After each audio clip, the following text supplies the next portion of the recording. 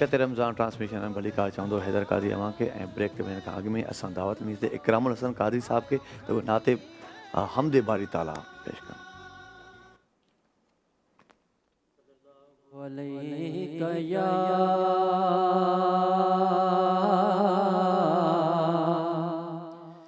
या रसूल अल्लाह वसल्लम अलैका या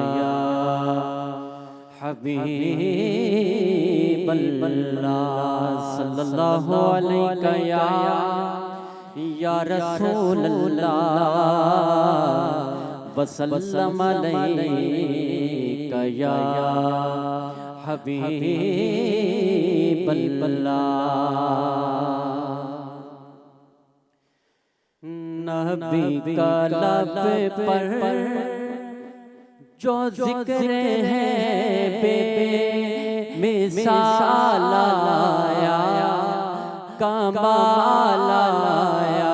नबी का लब पर जो जिक्र है बेमिसाल आया कमाल आया। जो हिजरे तैबा में यादें बन कर ख्याल आया कमाल आया। जो हिजरे तैबा में यादें बन कर ख्याल आया कमाल आया। और तेरी दुआ ही की बदौलत अज़ाब रब से बचे हुए हैं। तेरी दुआ की ही बदौलत अज़ाब रब से बचे हुए हैं।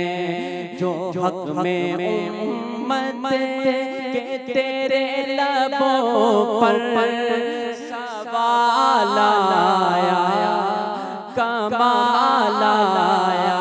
जो हक में उम्मत के तेरे लबों पर सवाल आया कमाल आया। और चले ज़मीं पर कदम की आहट बहिश्त में भी सुनाई देती। चले ज़मीं पर कदम की आहट बहिश्त में भी सुनाई देती। नबी का प्यारा गुलाम आया बिलाल आया कमाल आया। नबी का प्यारा गुलाम आया बिलाल आया कमाल आया। और उमर की जुर्रत पे जाऊं कुर्बान थे कैसा रो किस राह जिनसे लरज़ा। उमर के आने से उमर के आने से कुफ्र पर जो ज़वाल आया कमाल आया। उमर के आने से कुफ्र पर जो ज़वाल आया कमाल आया। और हुसैन इब्ने अली का नारा ज़बां पे आया तो दिल पुकारा। हुसैन इब्ने अली का नारा ज़बां पे आया तो दिल पुकारा। नबी का प्यारा हंसी तो लारा। नबी का प्यारा हंसी तो लारा। हुसैन आया कमाल आया। प्यारा हंसे तो लारा हुसैन आया कमाल आया और नबी तो सारे सभी है आला है मर्तबे में बुलंदो बाला मगर जो आखिर में आमिना का वो लाया कमाल आया मगर जो आखिर में आमिना का वो लाया कमाल आया नबी का लब पर जो जिक्र है मिसाल आया कमाल आया जो हिजरे तैबा में जाए बन कर ख्याल आया कमाल आया। माशाअल्लाह माशाअल्लाह माशाअल्लाह माशाअल्लाह सवाल जवाबनि जे सिलसिले जी तरफ़ हलंदासीं असां ऐं अवां जो बि जेकॾहिं कोई सवाल हुजे त ज़रूरु पुछी सघो था अवां बि कॉल करे नंबर असांजो स्क्रीन ते ईंदो आहे सो तव्हां बि असांजे उलमान खां सवाल पुछी सघो था जहिड़े बि हवाले सां हुजे जेकॾहिं दीनी तव्हां किन ॻाल्हियुनि में परेशान हूंदा आहियो तव्हांखे सम्झ में ॻाल्हि न ईंदी आहे त हीउ ज़बरदस्त हिकिड़ो मौक़ो आहे अवां हिन वक़्तु ई कॉल करे असां खां सवाल पुछी सघो था। अलामा क़ुरबान अली साहब खां पुछंदुसि त ईअं चयो वेंदो आहे ऐं ॿुधंदा बि अचूं पिया त हर शइ तक़दीर में लिखियलु आहे पोइ जेकॾहिं माण्हू को गुनाह थो करे हाणे जेके इल्म जा ग़रीब माण्हू आहिनि गुरबत में इल्मी गुरबत में जेके मुब्तला माण्हू आहिनि जेकॾहिं कोई कंहिंखे गोली बणी विझंदो आहे बसि यार लिखियो हुयो तक़दीर में छा कयां का अहिड़ी मिस्टेक करे थो विझे पोइ इहो उन ते तक़दीर ते हिकिड़ो लॻायो वेंदो आहे तक़दीर में लिखियलु हो बसि छा कयूं लिखियो मुंहिंजे न त इन हवाले सां तव्हां छा चवंदो? बिस्मिल्लाहिर्रहमानिर्रहीम। इन हवाले में सभ खां पहिरियों असांखे तक़दीर जो मफ़हूम सम्झणु खपे। जेकॾहिं असांखे तक़दीर जो मफ़हूम सम्झ में अची वञे त पोइ इहा एतिराज़ बि ख़तमु थी था सघनि। ऐं पहिरें त इन्हनि जे एतिराज़ जो मां इन्हनि ते हिकु एतिराज़ी सूरत में जवाबु ॾींदुमि त जेकॾहिं असां ईअं चऊं त इहो लिखियलु हो त असां गुनाह कयोसीं ऐं लिखे ते मजबूर हुयासीं इन करे पोइ लिखे जे करे असां नेक कमु कंदा आहियूं पोइ जन्नत जी तलब छो जन्नत जी बि त तलब कंदा आहियूं ऐं चवंदा नेक अमल कयोसीं इन जे बदिले में असांखे जन्नत मिलंदी। जेकॾहिं असां मजबूर महाज़ जो मतिलबु इहो हूंदो आहे त लिखियलु आहे असांखे उअं उअं करिणो आहे उअं ई हलंदो वञिणो आहे ऐं असांखे को इख़्तियार न आहे। अगरि इंसानु ईअं हुजे हा त न पोइ को सवाबु हुजे हा न को अज़ाबु हुजे हा उनखे उन ते हलणो हुजे हा जेको उन लाइ लिखिजी वियो आहे ऐं उहो मजबूर महाज़ हुजे हा इख़्तियार न हुजे त इहो इख़्तियार आहे अलाह ताला इंसान खे इख़्तियार ॾिनो आहे नेकी करण जो बि इख़्तियार ॾिनो आहे बुराई करण जो बि इख़्तियार ॾिनो आहे। असां कंदा ईअं आहियूं असांजी माना तबियत आहे फितरत आहे बुराई करे त चवंदा आहियूं त लिखियलु हो तक़दीर में सो अची वई ऐं नेकी वारे टाइम इहो असां न कंदा आहियूं। तक़दीर जो बहितरीनु मफ़हूम इहो आहे त जेको असां करिणो हुयो इंसान जो कुझु करिणो हुयो अलाह ताला पंहिंजे इल्म जे मुताबिक़ उहो लिखी छॾियो। असां उन लिखे जे करे मजबूर न आहियूं बल्कि असां ईअं करिणो हुयो ईअं उहो लिखियलु आहे लिहाज़ा असां चङाई कंदासीं या बुराई कंदासीं इहा असां करणी हुई तॾहिं लिखियलु आहे मजबूर महाज़ असां न आहियूं। ईअं नथा चई सघूं तक़दीर में हुयो त इन करे थी वियो ईअं न कजे। जेकॾहिं ईअं आहे त पोइ असां जन्नत जा तलबगार कीअं थी था सघूं छो जो नेकी कंदा आहियूं उहो बि लिखियलु हुयो असां कईसीं पोइ जन्नत छा जी। जी मोहसिनी साहब तकदीर में लोग कहते हैं लिखा हुआ था मैंने ये गलत काम कर दिया मैंने किसी को मार दिया कोई बड़ा मसला होता है तकदीर पे डाल देते हैं कि लिखा हुआ था बस क्या करें। तो फिर अल्लाह ताला इसकी जब लिखा हुआ है ये सवाल है तो जब तकदीर में पहले ही लिखा हुआ है तो जब इंसान गुनाह करता है तो वो क्यों उसकी सज़ा मिलती है? बिस्मिल्लाहिर्रहमानिर्रहीम। ये ऐसी बात है कि जैसे हम किसी बच्चे को चलता हुआ देख रहे होते हैं और हमें मालूम होता है कि ये बच्चा अभी गिरेगा और वाक़अतन ऐसा होता है कि वो बच्चा गिर जाता है तो क्या हमारे इल्म में होने की वजह से वो बच्चा गिरा या बच्चा वो अपनी मर्ज़ी से गिरा या अपने इख्तियार से गिरा? इसका जवाब ये कि बच्चा अपने इख्तियार से गिरा। ہمارے علم سے اس کا کوئی تعلق نہیں. اللہ کے علم میں ہے کہ مثال کے طور پر اعجاز احمد جو ہے فلاں دن رمضان ٹرانسمیشن میں جائے گا، فلاں دن رمضان ٹرانسمیشن میں نہیں جائے گا. اللہ کے علم میں ہے کہ فلاں دن بیمار ہوگا فلاں، تو وہ لکھا ہوا ہے کہ جو علم پروردگار ہے وہ لکھ دیا اللہ نے. لیکن علم کی وجہ سے انسان مجبور نہیں ہو گیا کہ اب وہ وہی کرے گا، بلکہ جیسے مجھے علم ہے کہ آپ کا نام جو ہے حیدر ہے، لیکن میرے علم کی وجہ سے آپ کا نام حیدر نہیں ہے. آپ کا نام آپ کے والدین نے اپنے اختیار سے رکھا ہوا ہے. لہٰذا علم پروردگار کو مکس کیا جاتا ہے کہ یہ تو لکھا ہوا تھا لہٰذا ایسا ہو گیا.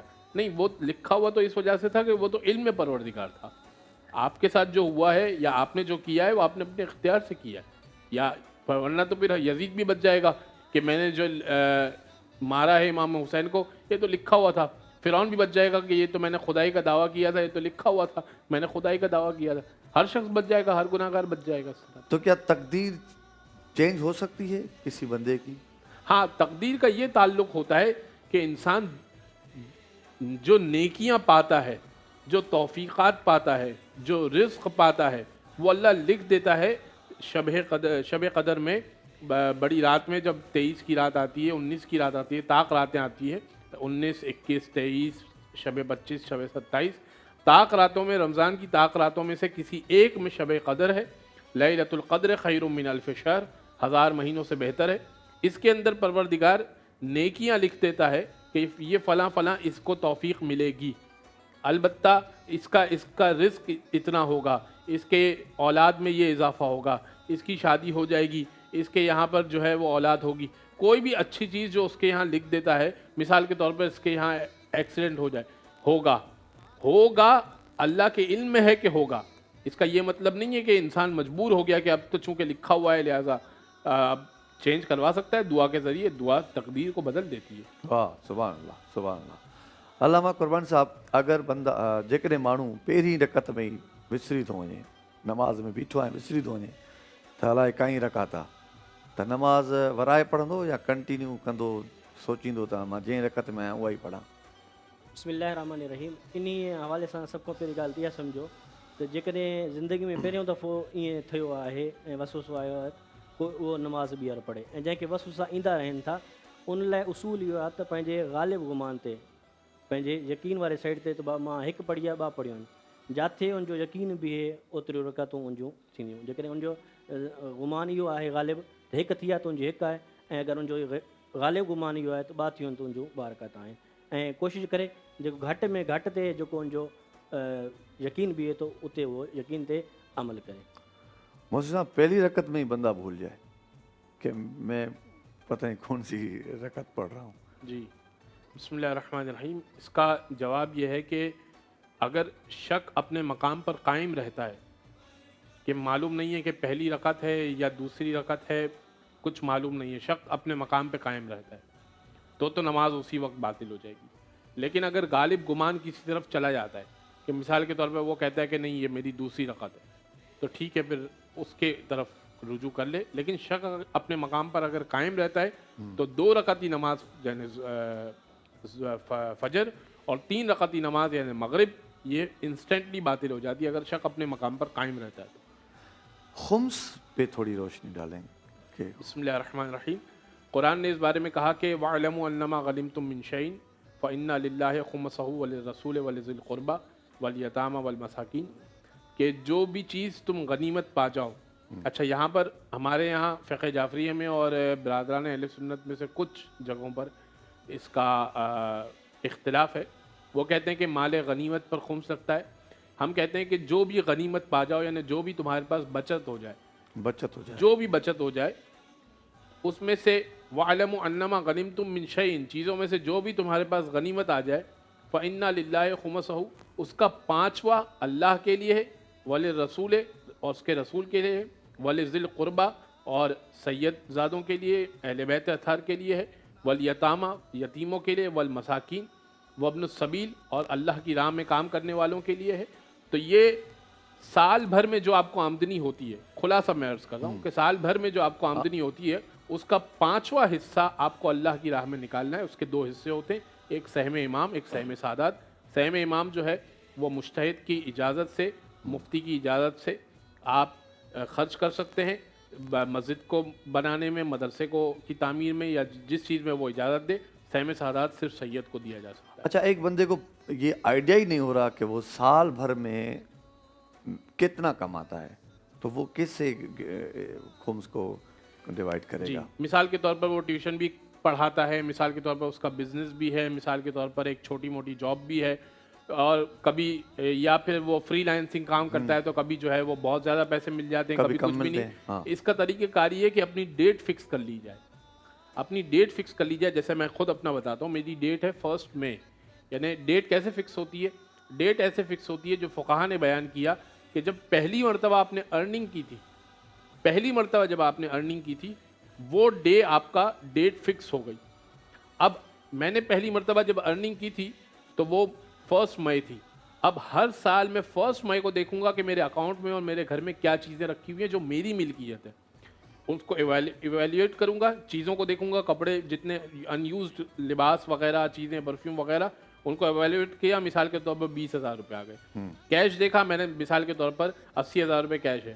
ٹوٹل سم کیا 1 لاکھ روپے, 1 لاکھ ڈیوائڈ بائی 5, تو یہ جو ہے 20,000 جو ہے مجھے خمس میں نکالنا ہے. ماشاء اللہ ماشاء اللہ, جزاک اللہ, تمام زبردست. ناظرین, بریک جو وقت آئے اساں ساں گھڑی رہجو, کاڈے بھی نہ وञو.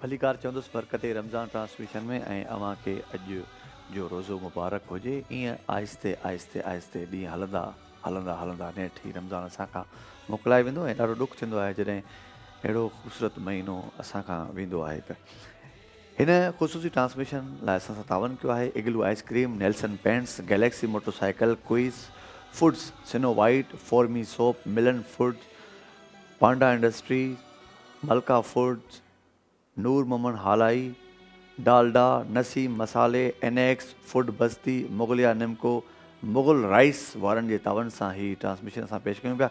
हिन वक़्तु मां दावत ॾींदुसि मोहम्मद ज़फ़र कादरी साहब जन खे त उहे नात पेश कनि. वालेकुम अस्सलाम. सोज़ दिल चाहिए, चश्मे नम चाहिए,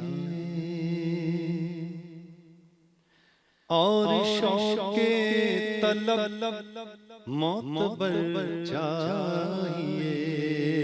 हो मदीने की गलियां मुयस्सर अगर, हो मुयस्सर मदीने की गलियां अगर, आँख काफी नहीं है नजर चाहिए.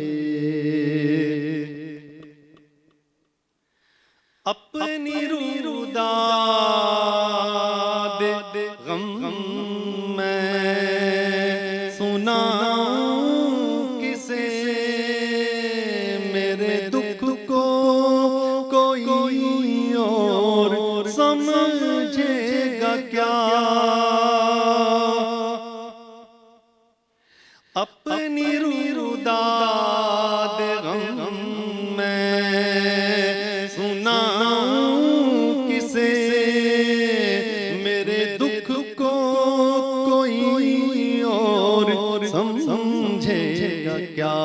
जिनकी खाके कदम भी है खाके शिफा, जिनकी खाके कदम भी है खाके शिफा. मेरे जख्मों को वो चारागर चाहिए.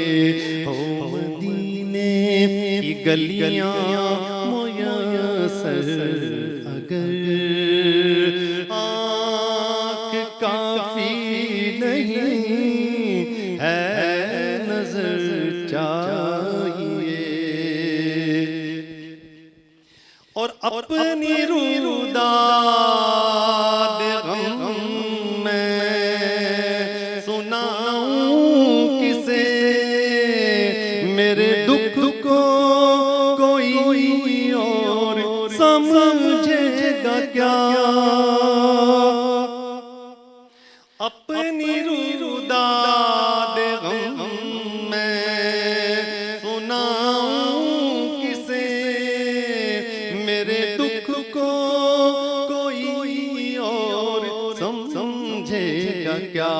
جن کی خاک قدم بھی ہے خاک شفا، میرے زخموں کو وہ چاراگر چاہیے، ہو مدینے کی گلیاں میسر اگر آنکھ کافی نہیں ہے نظر چاہیے، اور ان کی محفل کے آداب کچھ اور ہیں، لب شائی کی جرأت مناسب نہیں، ان کی محفل کے آداب کچھ اور ہیں، لب شائی کی جرأت مناسب نہیں، ان کی سرکار نے التجا کے لیے، ان کے دربار میں التجا کے لیے، جنبش لب نہیں جشن نم چاہیے، ہو مدینے کی گلیاں میسر اگر آنکھ کافی نہیں ہے نظر چاہیے۔ ماشاء اللہ، جزاک اللہ۔ قربان صاحب کھاں پوچھنا تے زکات جے بارے میں، یہ مہینوں بھی زکات جو ہے، زکات تے تھوڑی روشنی سائیں جن۔ بسم اللہ الرحمن الرحیم۔ جیئں تا وقفے کھاں پہریاں اعجاز محسن صاحب پنहिंजे موقف जे हिसाब सां خمس जो वज़ाहत कनि पिया، ऐं इन में अहले तशरीह ऐं अहले सुन्नत जो इख़्तिलाफ़ आहे। इन्हनि जे नज़दीक ख़ुम्स आहे ऐं असांजे नज़दीक ज़कात आहे। यादि रखो असांजो जेको ज़कात जो मौक़फ़ आहे, ज़कात आहे, ज़कात जी तारीफ़ आहे, जेकॾहिं को शख़्स आहे उन वटि एतिरो माल आहे जंहिंसां 52.5 तोला चांदी या 7.5 तोला सोना ख़रीद करे सघे थो, त शरीयत जी निगाह में अहिड़ो माण्हू ग़नी आहे, मालदार आहे, ऐं इनखे ज़कात ॾियणी पवंदी। ऐं ज़कात में जेको ॾियणो आहे असां, उहो ॾियणो आहे 2.5%, यानी लख में जेके आहिनि 2.5 रुपया असांखे अलाह जी राह में ॾियणा आहिनि। इहा ज़कात आहे। ऐं तव्हां जीअं हाणे सवाल में चयो न त ज़कात जो महीनो आयो आहे, त यादि रखो ज़कात जो महीनो ख़ाली रमज़ान न आहे। असां वटि इहो माना हिकु रवाज थी वियो आहे त ज़कात असां रमज़ान जो इंतज़ारु कंदा आहियूं, रमज़ान जो इंतज़ारु कंदासीं, रमज़ान जॾहिं आयो पोइ ज़कात ॾींदासीं। ईअं न आहे। जीअं साईं फरमाइनि पिया त जॾहिं माण्हू इन्हनि चयो न अर्निंग पहिरीं थी, ऐं असांजे नज़दीक जॾहिं माण्हू शरीयत जी निगाह में पहिरियों दफ़ो अमीर थियो, ऐं अमीर मिसाल जे तौरु मां 1 जनवरी ते थियो आहियां, त जीअं पूरो साल गुज़रंदो, अॻे साल जो जीअं जनवरी ईंदो, मूं ते ज़कात लाज़िम थींदी।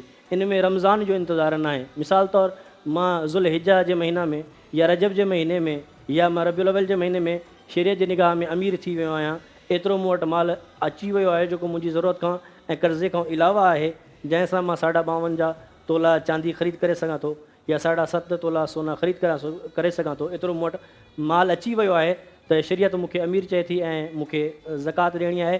ऐं ज़कात पूरो साल गुज़रण खां पोइ हूंदी आहे।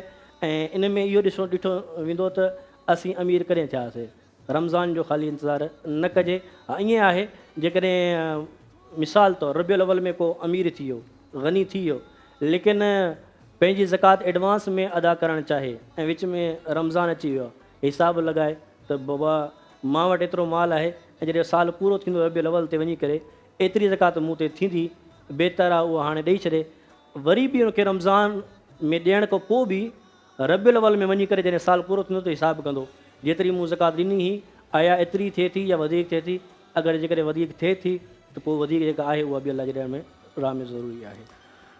मौसी साहब, इंसान तौबा कब तक कर सकता है? मतलब कोई लिमिट है या जब तक ज़िंदा है तौबा कर सकता है?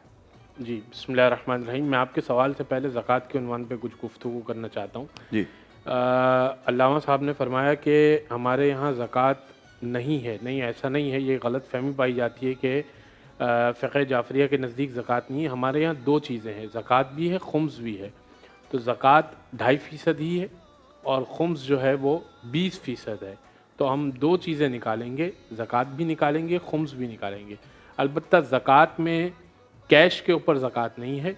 सोने के सिक्के जो कि अबराइज नहीं है, चांदी के सिक्के जो कि अबराइज नहीं है, भेड़ बकरियाँ, किशमिश, जौ, खजूर और ऊँट, इन चीज़ों के ऊपर ज़कात लगती है। आम तौर पे जो गांव में रहते हैं या जिनके फार्म्स होते हैं या जिनके वाफिर मकदार में रेवड़ होते हैं, उनके ऊपर जो है वो ज़कात आम तौर पे लग रही होती है और उनको खुम्स भी देना होता है।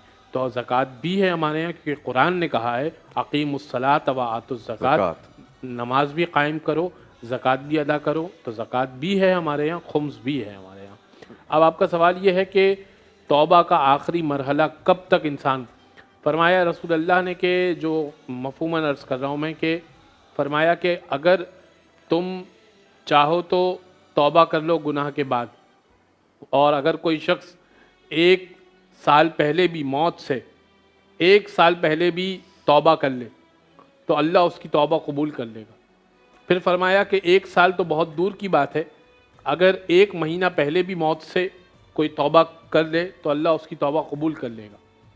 फिर फरमाया कि नहीं, 1 महीना भी बहुत दूर की बात है, अगर 1 दिन पहले भी कोई तौबा कर ले, मौत से 1 दिन पहले कोई तौबा कर ले, अल्लाह उसकी तौबा भी कबूल कर लेगा। फिर फरमाया 1 दिन तो बहुत दूर की बात है, अगर 1 साथ 1 सेकंड पहले भी, अगर मौत से 1 सेकंड पहले भी सच्ची तौबा कर ले, अल्लाह उसकी तौबा भी कबूल कर लेगा। लेकिन फिर अल्लाह के रसूल ने ये कहा, जो मफ़हूमन मैं अर्ज़ कर रहा हूँ, कि ये कहा लेकिन चूँकि मौत का वक्त मालूम नहीं है, लिहाजा तुम्हें चाहिए कि हर वक्त तौबा करते रहो। सुभान अल्लाह, सुभान अल्लाह, तमामु ज़बरदस्त, बहितरीन ॻाल्हि ऐं बहितरीन सवाल जो बहितरीन जवाब। त तौबा असां कहिड़े वक़्त बि करे सघूं था, मतिलबु मरण खां अॻु में हिकिड़ो सेकंड अॻु में जेकर असां तौबा कयूं त असांजी तौबा क़बूल थी सघे थी। पर मौत जी ख़बर कोन्हे का, इन जे करे माण्हू खे जेकॾहिं तौबा करणी आहे त उहो हर वक़्तु करे सघे थो। हलंदासीं हिन वक़्तु नात जे तरफ़। असां टाइम बि थोरो घटि आहे, नात जे लाइ मां अनाउंस त कयां थो, थी सघे ब्रेक ते असांखे वञिणो पए। ब्रेक खां पोइ असांखे हाफ़िज़ सफ़दर हुसैन साहिब जन नात ॿुधाईंदा। सो ब्रेक जो वक़्तु आहे, असां सां गॾु ई रहियो।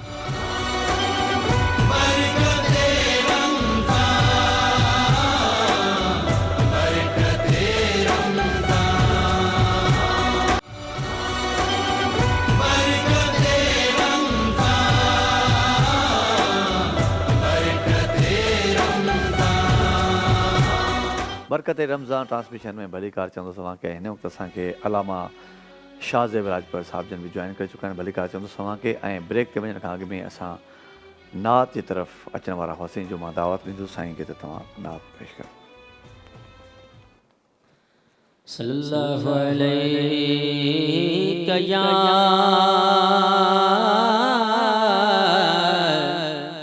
या रसूल अल्लाह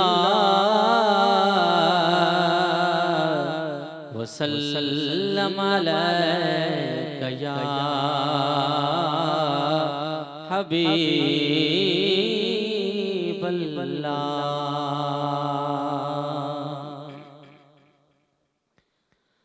ॾियो मुबारक मिड़ई मूं गुनहगार खे, यार अहिड़ो मिलियो जो वञी ख़ैर थिया। ॾियो मुबारक मिड़ई मूं गुनहगार खे, यार अहिड़ो मिलियो जो वञी ख़ैर थिया। प्यार मिलंदो मूंखे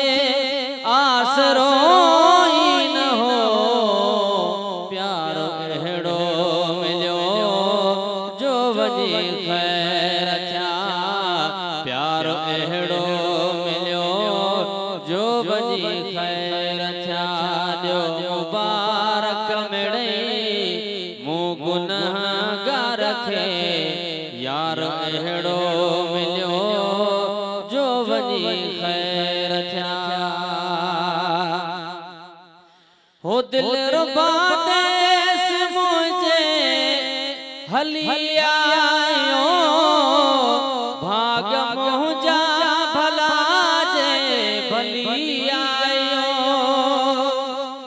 दिल रुबा देस मुंहिंजे हली आयो भाग मुंहिंजा भला जे भली आयो मुंहिंजे दिल मुंहिंजे दीदुन के दीदार जो मुंहिंजे दिल मुंहिंजे दीदुन के दीदार जो वार अहिड़ो मिलियो जो वञी ख़ैर थिया प्यार मिलंदो मूंखे आसरो ई न हो प्यार अहिड़ो मिलियो जो वञी ख़ैर थिया हाणे हारने जी हसरत न वीचारवा हार छा जा मुंहिंजो यार ख़ुदि हारवा हाणे हारने जी हसरत न वीचारवा हार छा जा मुंहिंजो यार ख़ुदि हारवा हार पाए घुमाया रखां वते हार पाए घुमाया रखां वते हार अहिड़ो मिलियो जो वञी ख़ैर थिया प्यार मिलंदो मूंखे आसरो ई न हो प्यार अहिड़ो मिलियो जो वञी ख़ैर थिया एॾो अहसान जॾ थे गुलाम नबी अॼु न ख़ुशि थे त कॾ थे गुलाम नबी एॾो अहसान जॾ थे गुलाम नबी अॼु न ख़ुशि थे त कॾ थे गुलाम नबी जो मुलाकात महफ़िल जो टाइम थी त्यार अहिड़ो मिलियो जो वञी ख़ैर थिया ॿियो मुबारक मिड़े मूं गुनहगार खे यार अहिड़ो मिलियो जो वञी ख़ैर थिया यार अहिड़ो मिलियो जो वञी ख़ैर थिया तमामु ख़ूबसूरत बहितरीन जज़ाकल्ला ऐं हिन वक़्तु सवाल की तरफ हलंदासूं एक सवाल है मैं जवाब आप दोनों से तलब करना चाहूँगा इसमें ख़ास होता है इसमें ज़ात होता है इसमें सिफ़ात होता है मेरा नाम हैदर इसमें ख़ास इसमें ज़ात कादरी हूँ इसमें सिफ़ात में होस्ट हूँ ये मेरी सिफ़त है काम करना या अल्लाह या खुदा या रब ये या अल्लाह इसमें ज़ात है और इसमें सिफ़ात वो रहीम है करीम है गफ़ूर है तो इसमें ख़ास क्या है और हम या अल्लाह या खुदा या रब इनमें से कौन सा नाम ज़्यादा लें ताकि अल्लाह को भी वो अच्छा लगे बिस्मिल्लाहिर्रहमानिर्रहीम अल्लाह का जो लफ्ज़ है ये कुरान में जा बजा इस्तेमाल हुआ अल्लाह जो निकला है रिवायत में आया कि अल इलाह से निकला है अल इलाह इलाह कहते हैं माबूद को अल्लाह जो फिर मिल के अल्लाह बन गया इलाह कहते हैं माबूद को कि जिसकी इबादत की जाए तो अल्लाह का बाज़ मुफस्सिरीन ने ये लिखा कि अल्लाह का कोई ख़ास नाम नहीं है बस ये कि उसे कहा जाता है माबूद या ये कहा जाता है कि रब यानी पालने वाला रब्बिरहमुमा कमा रब्बयानी सगीरा کہ پالنے والے ان پر ایسے رحم فرمانا ہے. ماں باپ کے لیے آیت نازل کی. ماں باپ کو والدین کو بھی رب کہا کہ ان پر ایسے رحم کرنا کہ جیسے انہوں نے بچپن میں پہ ہم پر رحم کیا تو ان پر رحم فرمانا. جیسے انہوں نے ہمیں پالا تو بھی ان کو پالنا اور ان پر رحم کرنا. تو رب ارحمہما کما ربیانی صغیرا. تو رب جو کہا گیا والدین کو بھی رب کہا گیا. رب جو ہے وہ صفتی نام بھی ہے اور رب کہتے ہیں پالنے والے کو. اور اللہ جو ہے وہ اس کا خاص نام ہے. لیکن یہ نہیں کہا جا سکتا کہ یہ اللہ کا نام ہے مگر یہ کہ اللہ کی ایک صفت ہے معبود ہونا. لہذا اور خدا تو فارسی میں کہا جاتا ہے. خدا بھی معبود کو ہی کہا جاتا ہے. ہم کہتے ہیں کہ یا فارسی کا لفظ ہے جو اردو میں استعمال ہو رہا ہے کہ جیسے ہم کہتے ہیں کہ انہوں نے اتنے خدا بنائے ہوئے تھے. مثال کے طور پہ قریش والوں نے 313 خدا بنائے ہوئے تھے کفار قریش نے. تو خدا یعنی جس کو وہ پوجتے تھے. لیکن اب چونکہ ہم کہتے ہیں کہ خدا حافظ تو ہماری خدا سے مراد اللہ ہی ہوتی ہے. لہذا خدا کہنے میں بھی کوئی حرج نہیں ہے. جی راجپال صاحب. بسم اللہ الرحمن الرحیم. بالکل तव्हां सही चयो त कुझु नाला ज़ाती हूंदा आहिनि कुझु सिफ़ाती हूंदा आहिनि. ज़ात जेके ख़ासि पर्टिकुलर असांजी जिस्म खे कंहिंजी शख़्सियत खे ॿुधाईंदा आहिनि उन्हनि खे ज़ाती नाला चवंदा आहिनि. ऐं सिफ़ात जेके असां कमु कयूं था उन कम जे हिसाब सां पोइ असांखे हिकिड़ी सिफ़त ॾिनी वेंदी आहे उन नाले सां असां सॾाईंदा आहियूं. अलाह तबारक व ताला जी ज़ात ऐं सिफ़ात ॿिन्ही जे बारे में अलाह तबारक व ताला जा नाला आहिनि बिल्कुलु आहिनि. अलाह तबारक व ताला जो जेको ज़ाती नालो आहे उहो लफ़्ज़ अल्लाह आहे. ज़ाती नालो आहे ऐं अलाह तबारक व ताला जो ईअं सम्झ त उन जी ज़ात खे बयानु करण वारो जेको लफ़्ज़ ऐं नालो आहे उहो लफ़्ज़ अल्लाह आहे. बाक़ी अलाह तबारक व ताला जा जेके कम आहिनि जेके अलाह तबारक व ताला जी सिफ़तूं आहिनि चयो जीअं त हू रिज़्क़ ॾियण वारो आहे त असां हुनखे रज़ाक़ चवंदा आहियूं. हू रहम करण वारो आहे त असां हुनखे रहमान ऐं रहीम चवंदा आहियूं. हू असांजा गुनाह बख़्शण वारो आहे त असां हुनखे गफ़ार चवंदा आहियूं. हू असांजी ऐबनि खे परदो रखण वारो हुनजे मथां असां हुनखे सत्तार चवंदा आहियूं.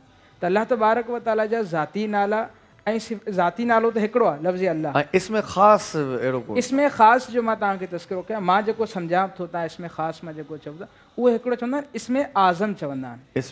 इसमें आज़म जो मतिलबु छा हूंदो त हिकिड़ो ख़ासि नालो हूंदो आहे ख़ासि सिफ़त हूंदी आहे ऐं उहा हर हिकु इंसान जे हवाले सां मुख़्तलिफ़ हूंदी आहे. उहो ख़ासि इसमें आज़म हूंदो आहे. उहो जॾहिं नालो उन इसमें आज़म सां दुआ घुरबी आहे न उहा दुआ फ़ौरन क़बूल थींदी आहे. उनखे चवंदा आहिनि इसमें आज़म. उहा हर हिक जे नाले लाइ अलॻि अलॻि हूंदी आहे. मां हिते हिकिड़ो मशहूरु वाक़ियो जेको हज़रत सुलेमान अलैहिस्सलाम वारो त जंहिंमें पाण पंहिंजे दरबारियुनि खे चवंदा आहिनि केरु जेको आहे बिल्किस जे तख़्त खे आणींदो त उन उन्हनि जो जेको ख़ासि वज़ीर हो आसिफ़ बिन बरखिया कई मील परे खां तमामु वॾो तख़्त जेको आहे उन्हनि खे आंदो उन्हनि केतिरी देरि में हिकु अखि छिमण जी देरि में. त उते जेको मुफ़स्सिरीन ज़िक्र कयो आहे ख़ासि जेको ॿुधायो अथनि त उहा कहिड़ी ताक़त हुई की एतिरे मिंट में एतिरो तख़्त अची वियो. त ॿुधाईंदा आहिनि त उन वक़्तु हज़रत आसिफ़ बिन बरखिया अलाह ताला जी इसमें आज़म जी दुआ कई त उहा दुआ करण जी देरि ई होॾां दुआ थी होॾां तख़्त हाज़िर थी वियो. माशाअल्लाह तमामु ज़बरदस्त. हिन वक़्तु नात जी तरफ़ हलंदासीं. मोहम्मद ज़फ़र काज़ी साहिब जन खे दावत ॾींदुसि नात जे लाइ. मेरी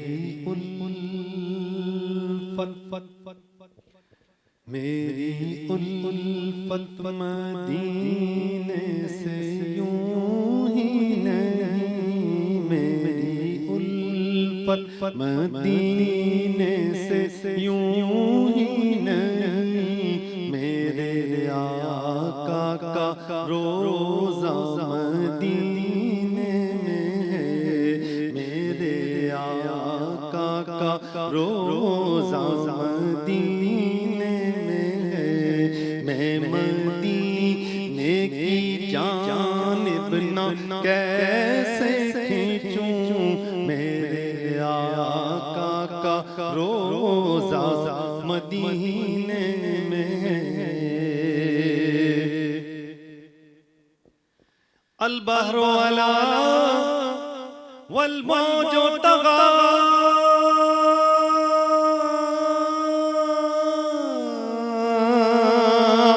मन बेकसो तूफान होश शुरुबा. मन बेकसो तूफान होश शुरुबा. मन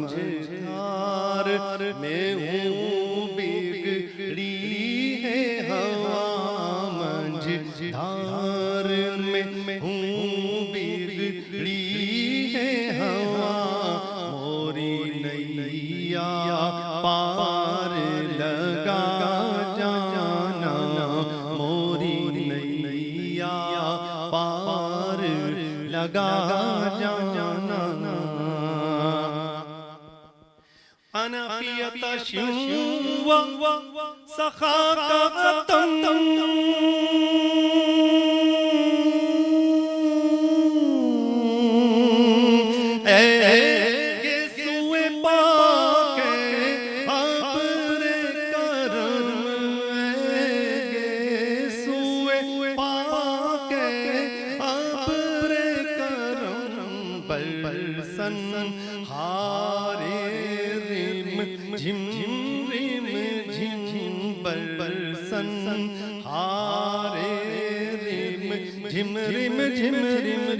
بس بس دو بوند ادھر بھی گرا جانا، دو بوند ادھر بھی گرا جانا، میری الفت مدینے سے یوں ہی نہیں، میرے آقا کا روزہ مدینے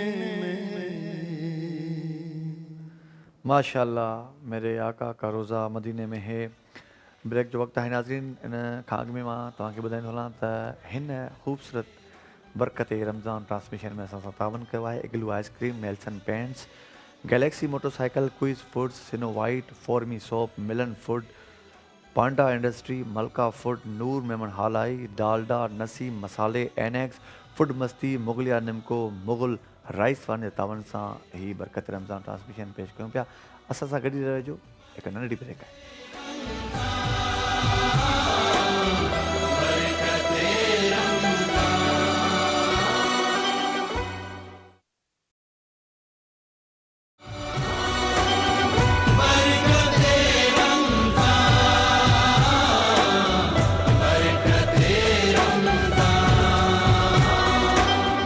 برکت رمضان ٹرانسمیشن میں کہ بھلی کار چوندس ہن خوبصورت ٹرانسمیشن لائے اساں تعاون کیوں ہے. Nelson paints, superior quality, national brand.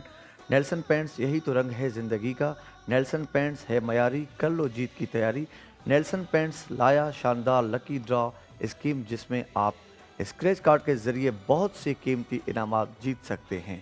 کار، Dubai return ticket, bike, gold coin اور بہت سے انعامات. سو ہن وقت اساں کے ॿिनि مہمان بھی جوائن کयो आहे. اساں کے نعت خواں جوائن کयो आहे شائستہ عادل، مسکان خان ऐं सईदिया नईम असां खे जॉइन कयो आहे. हिन वक़्तु सवाल जी तरफ़ ईंदासीं. हिकिड़ो सवाल राजू साहब, सवेर हिकिड़ी शइ रहिजी वई जेका मां चवंदुसि त वरी हुनखे उतां कंटिन्यू कयूं. या अल्लाह, या ख़ुदा, या रब, हिन टिनि नालनि मां असां कहिड़े नाले सां अलाह सां मुखातिब थियूं? बिस्मिल्लाहिर्रहमानिर्रहीम. दुआ घुरंदे कुझु त दुआऊं अहिड़ियूं आहिनि जेके क़ुरान ऐं अहदीस में आयल आहिनि, त उन्हनि दुआउनि में त असां उन्हनि अल्फाज़नि जी रिआयत कंदासीं जेके क़ुरान ऐं हदीस में आयल आहिनि.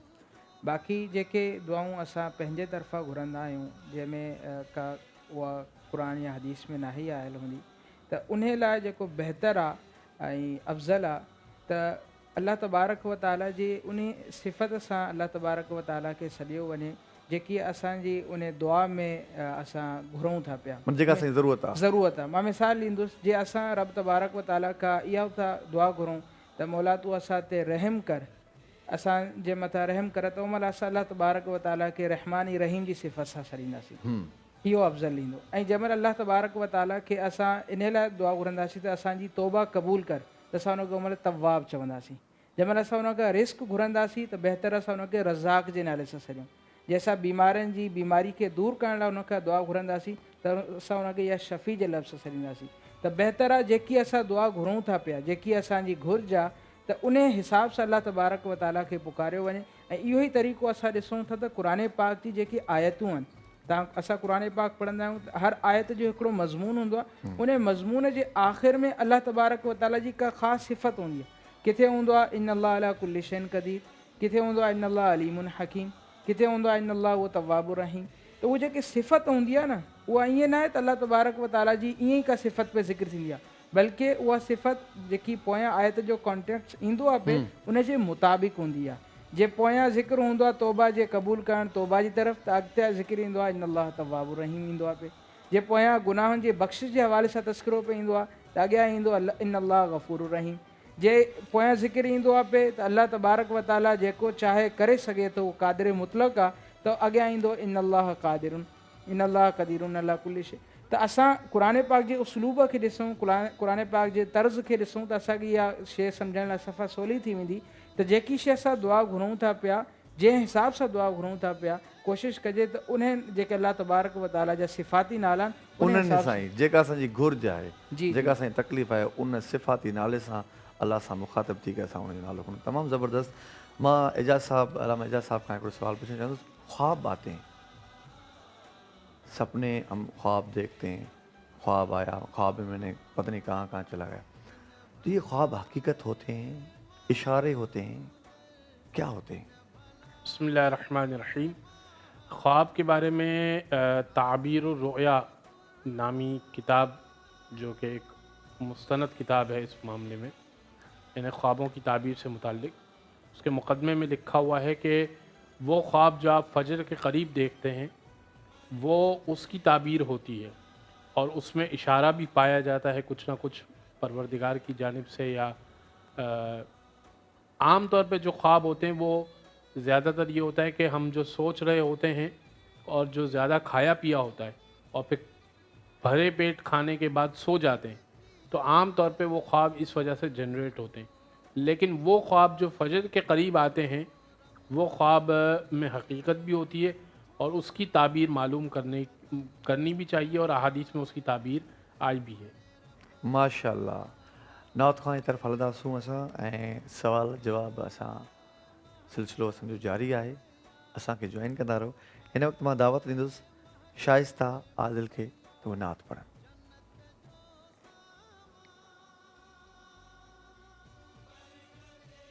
करम के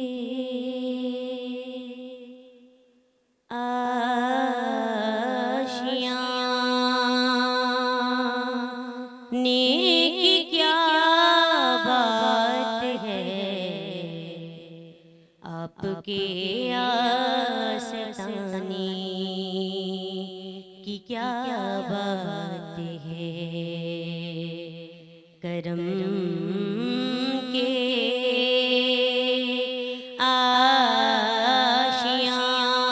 आशियाने की क्या बात है, आपके आस्ताने की क्या बात है। फातिमा और हुसैन हसन, हाँ फातिमा और हुसैन हसन, फातिमा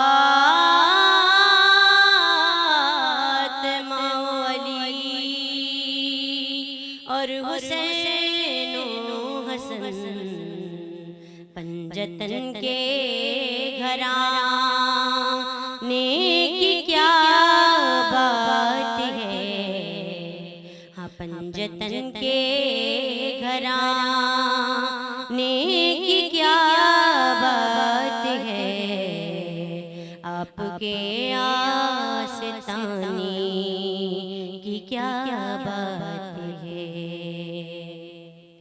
कितने नाने हैं उनके नवासे भी हैं, कितने नाने हैं उनके नवासे भी हैं, कितने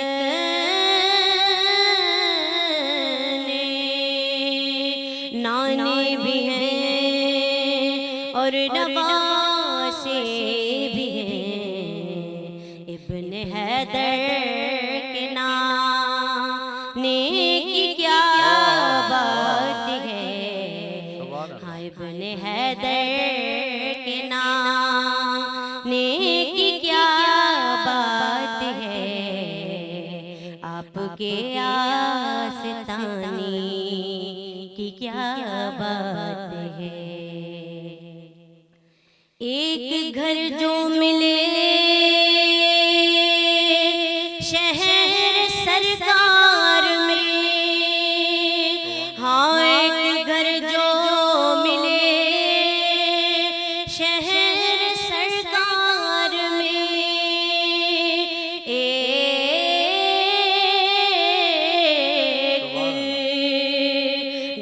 جو ملے شہر سرکار میں پھر تو ایسے ٹھکانے کی کیا بات ہے پھر تو ایسے ٹھکانے کی کیا بات ہے آپ کے آستانے کی کیا بات ہے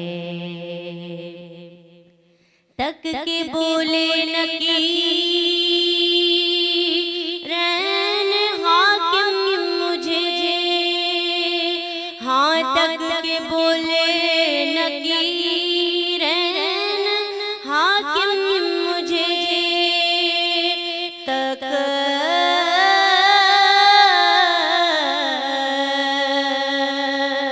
کے بولے نکیرین حاکم مجھے مصطفیٰ کے دیوانے کی کیا بات ہے مصطفیٰ کے دیوانے کی کیا بات ہے آپ کے آستانے کی کیا بات ہے کرم کے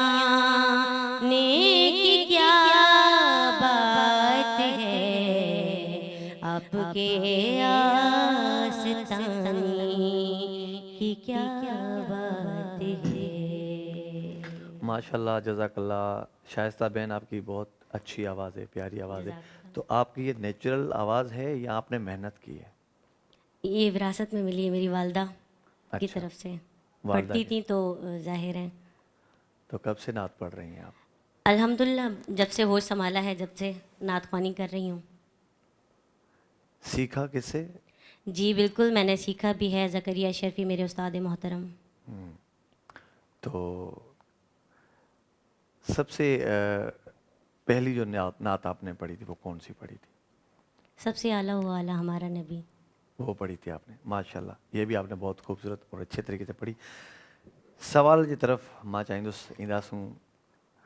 छो त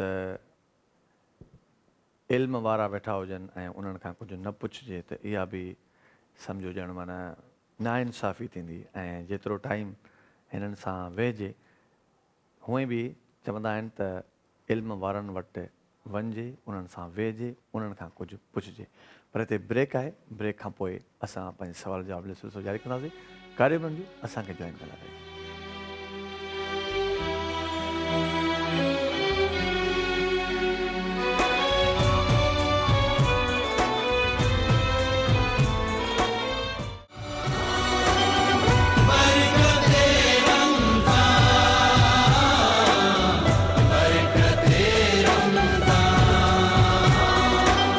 बरकत रमज़ान में मलिका रवां खे ऐं हिन ख़ूबसूरत ट्रांसमिशन लाइ असां सां तावन कयो आहे Igloo ice cream Nelson paints Galaxy motorcycle Quiz foods Snow White फॉर्मी soap Milan food Panda industry Malka foods Noor Mohammad Halai Dalda Naseem मसाले एनेक्स फूड बस्ती मुगलिया निमको ऐं मुग़ल राइस वारनि जे तावन सां ही ख़ूबसूरत ट्रांसमिशन अवां जे साम्हूं पेश करे रहिया आहियूं ऐं हिन वक़्तु मां नात जे लाइ दावत ॾींदुसि मुस्कान ख़ान खे मैं सो जाऊं या मुस्तफा कहते कहते खुले आँख सल्ले अला कहते कहते मैं सो जाऊं या मुस्तफा कहते कहते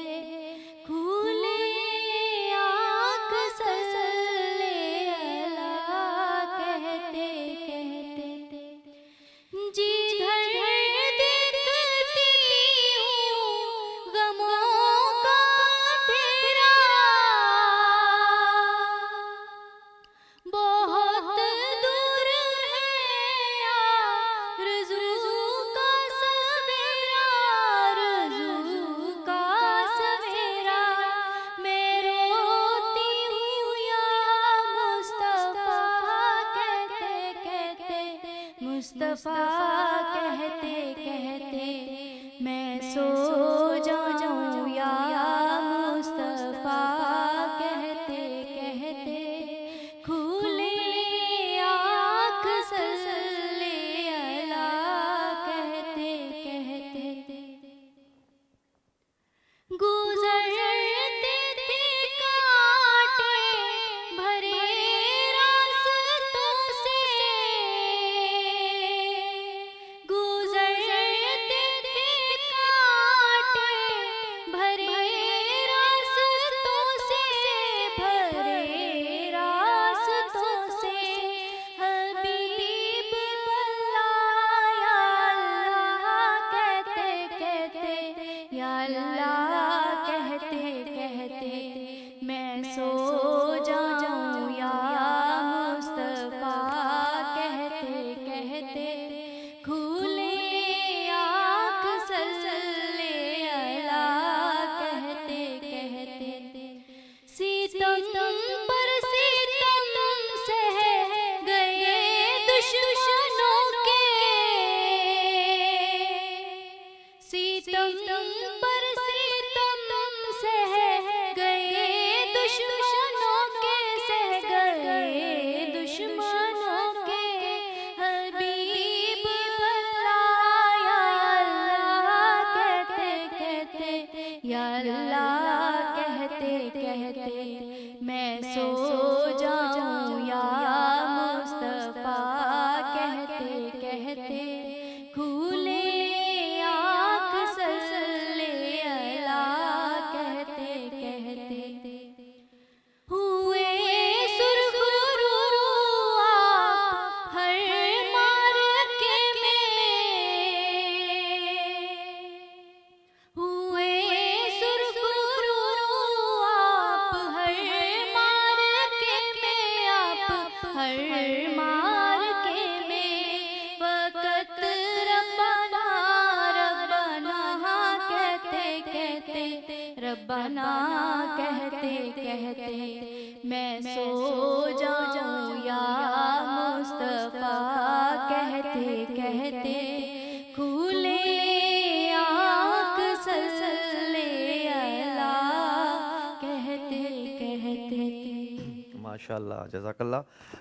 مسکان خان، یہ جو نعت آپ نے پڑھی یہ آپ کسی کی پڑھی ہوئی ہے پہلے؟ جی آپ نے کبھی اپنی تخلیق کرنے کی کوشش کی کہ میں ایسی نعت پڑھوں جو میری ہو؟ جی بالکل. ایک نعت میں نے ریکارڈ کروائی ہے آڈیو میں بھی، اس کا ہم نے ویڈیو تیار کرنا ہے، وہ میں نے خود سے پڑھی تھی، اس کی طرز وغیرہ بھی سب. وہ طرز بھی اس کی طرز کس نے بنائی؟ آپ نے؟ اس کو بھی میں نے نا اس کے اشعار یہاں سے لے کے 2 نعتوں سے لے کے ایک نعت بنائی ہے، وہ حبیب خدا انہوں نے کہا تھا اور میں نے حبیب اللہ اس میں وہ کر کے بھی میں نے اس کو یاد کیا. بہت خوبصورت ماشاء اللہ. ہوں بھی मां चाहींदो आहियां त जंहिंजो आवाज़ु सुठो हुजे उहो पंहिंजा नात पाण जेकॾहिं कंपोज़ भी कराए, शाइरी कराए त इन सां छा थींदो त जेको हिन मुआशरे में हिकु नई तख़लीक साम्हूं ईंदी. सो माशाल्लाह आपकी आवाज़ बहुत अच्छी है, तो आप सब दुआ करता हूँ कि आप लोग अपनी तख़लीक से मंज़र आम पे और भी आगे जाएंगे. अॼुकल्ह हिकिड़ो ट्रेंड काफ़ी सालनि खां हले पियो. रमज़ान शरीफ़ में रोज़ो अफ़्तार खां पोइ रोड ते नौजवान क्रिकेट खेॾनि पिया ऐं सैरी ताईं, जेसि ताईं सैरी जो टाइम, त वरी पोइ सैरी जो टाइम ते क्रिकेट बंदि करे ऐं सैरी करे ऐं वरी रोज़ो रखी सुम्ही पवनि था, वरी शाम जो उथनि था. त छा इन्हनि जे लाइ को दीन में अहिड़ी का ॻाल्हि त छा इहो ग़लति आहे, सही पिया कनि, छा हुकुम आहे? बिस्मिल्लाहिर्रहमानिर्रहीम. असल में कल्ह बि असांजो हिकिड़ो अहिड़ो सुवालु गुज़रियो हो त राति जागनि ऐं ॾींहं सुम्हनि, त उहे माण्हू छा था कनि, कीअं था ज़िंदगी गुज़ारीनि. हीउ बि उन सां ई जवाबु लिंक थो करे. त असल में जेके राति जागनि था पिया, पोइ हाणे पर हू त राति जागड़ा त ॿिया बि हूंदा आहिनि, पर हीअ जेका क्रिकेट गेम खेॾनि था जेके, जी जेके ऐं रमज़ान में ई थींदी आहे जी राति ताईं. रमज़ान में ई घणा करे जेके नौजवान हूंदा आहिनि उहो सिर्फ़ु पंहिंजे राति खे गुज़ारण लाइ हिकिड़ो राति गुज़री वञे, ॿियो हिकिड़ी जिस्म जी उन्हनि जी एक्सरसाइज़ ऐं वर्जिश बि थी वञे. त त उमूमन ग्राउंड में त खेॾंदा न आहिनि, गलियुनि में खेॾंदा आहिनि। त गलियुनि में खेॾण सां शॉट लॻे थी, को बि थिए थो, शोर शराबो कंदा आहिनि। त हिकिड़ो त इन्हनि जे रांदि खेॾण सां हिकिड़ो ॾींहुं सॼो ई सुम्ही गुज़ारीनि, हिकिड़ी शइ इहा ग़लति आहे। उन सां गॾोगॾु जेको राति जो रांदि खेॾनि था त उन राति जे रांदि खेॾंदे खेॾंदे शोर मचाइनि था, त जेको इलाइक़े वारा माण्हू आहिनि जेके आराम कनि था, जेकी वॾी उमिरि जा आहिनि या जेके ॿार आहिनि, उन्हनि जी निंड ते असरु पए थो इन जो, इहो हिकिड़ी शइ ग़लति आहे। ॿियो उन सां गॾोगॾु जे कंहिंजो नुक़सानु थी थो पए, त जंहिंजो नुक़सानु थियो आहे उहो त सुतो पियो आहे, हुनखे ख़बर न कंहिं कयो ऐं सुबुह जो मिलंदो बि कोन्हे। पोइ नुक़सानु भरे ॾियणु न भरे ॾियणु पूरी हिकिड़ी वॾी बहस आहे, ऐं पोइ केरु भरींदो कोन भरींदो, मामिलो ख़तमु। त बिल्कुलु इहा इन ॻाल्हि जी ताईद त न कबी, न इन खे एप्रिशिएट कबो जे राति गुज़ारणी आहे त रमज़ान जी राति आहे, मुबारक महीनो आहे, इबादत में राति गुज़ारिजे। हीअ त उहो महीनो आहे जंहिंमें अल्लाह तबारक व ताला जी रहमत ख़ुशूसी तौर ते राति जे टाइम ते ॿारनि जी तरफ़ मुतवजे थींदी आहे। त असांखे घुरिजे त अल्लाह तबारक व ताला जी इबादत कयूं ऐं पंहिंजे लाइ दुआऊं घुरूं। चलो कुझु हद ताईं थोरे वक़्त लाइ ताईं खेॾणु उहा हिकिड़ी ॿी शइ आहे, जीअं असां सॼी शयुनि जी रिआयत कयूं था त थोरो खेॾणु त पंहिंजो पाण खे फिट रखणु उहा शइ ॿी आहे, पर पूरी राति खेॾणु त इन खे बिल्कुलु इन जी एप्रिशिएट न कबो, इन जी मज़म्मत कबी। त इन शइ खां असांखे बाज़ अचणु खपे। अच्छा, सजदो तिलावत छा के चवंदा आहिनि ऐं उहो कॾहिं थींदो आहे? बिस्मिल्लाह रहमान रहीम। सजदा जेको सजदा तिलावत हूंदो आहे उहो क़ुरान पाक में कई हिकिड़ियूं अहिड़ियूं जॻहियूं आहिनि, 14 जे क़रीब उहे जॻहियूं आहिनि जंहिंजे बारे में आयल आहे त जॾहिं उहा उन जॻह ते पुॼे, उन आयत ते पुॼे त उन खां पोइ सजदो करणो लाज़िम हूंदो आहे। जेको उहा आयत पढ़े थो ऐं जेको उन आयत खे ॿुधंदो, पढ़ण वारे ते बि ऐं उन आयत सजदा खे ॿुधण वारे ते बि, ॿिन्ही ते सजदा तिलावत करणु ज़रूरी हूंदो आहे, वाजिबु हूंदो आहे। पर इहो ज़रूरी न आहे त फ़ौरन जे फ़ौरन करे, पूरी तिलावत मुकमल करे पोइ करे सघे थो। बहितर आहे त फ़ौरन करे छॾे, न त पोइ जंहिं महिल वक़्तु मिलेसि उन सजदा तिलावत करे सघे थो। तमामु बहितरीनु। नात जी तरफ़ ईंदासूं ऐं हिन वक़्तु असां दावत ॾींदासूं सादिया नईम खे त उहे नात पेश कनि।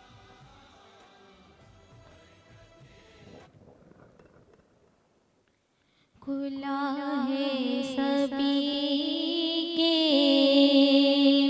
लिए बाब रहमत, खुला है सभी के लिए बाब रहमत, वहाँ कोई रुतबे में अदना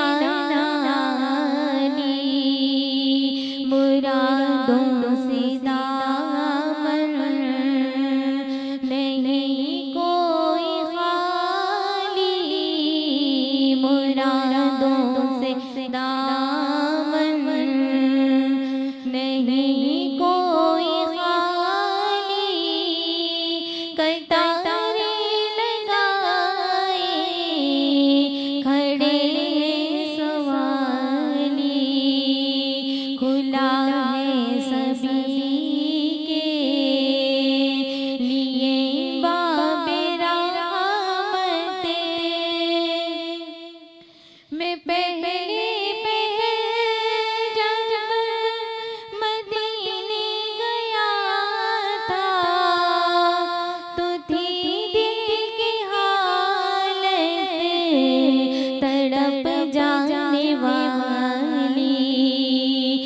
दरबार सच्चे मुझे मेरे सामने था, वो दरबार सच्चे मुझे मेरे सामने था, अभी तक तस्वर था जिसका ख्याली, खुला है सभी के